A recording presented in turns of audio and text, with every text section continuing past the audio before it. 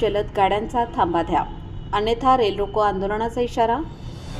Railway प्रवासी आघाडी अध्यक्ष गोविंद मराठे यांचे पश्चिम रेल्वेला निवेदन. प्रवाशांच्या सोयीसाठी तात्काळ निर्णयाची मागणी.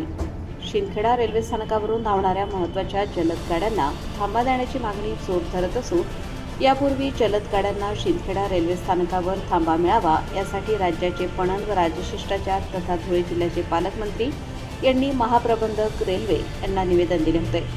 तसेच धुळे जिल्ह्याच्या खासदार डॉक्टर शोभा बच्छाव यांनी देखील संसदेत रेल्वे मंत्री यांच्याकडे शिंदखेडा रेल्वे स्थानकाच्या प्रश्नांबाबत मागणी केली असल्याचे समजले.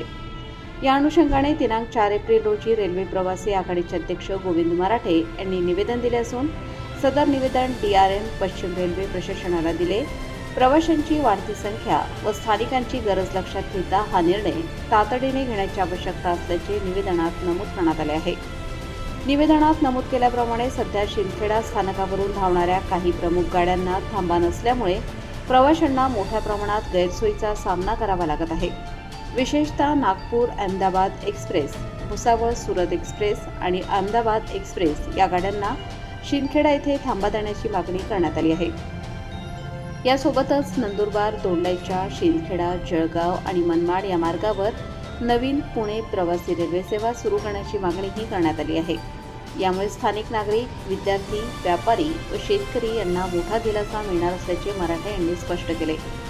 दरम्यान प्रशासनाने या मागण्यांकडे दुर्लक्ष केल्यास रेल रोको आंदोलन छेडण्याचा इशारा देण्यात आला आहे. आंदोलनादरम्यान कोणतीही अनुचित घटना घडल्यास त्याची सर्वस्वी जबाबदारी रेल्वे प्रशासनाची राहील असेही निवेदनात स्पष्टपणे नमूद करण्यात आले आहे.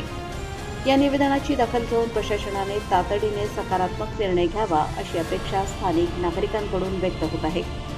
उपसंपादक Ashok Girase sir, JBTV news, Dondaicha, Dhule.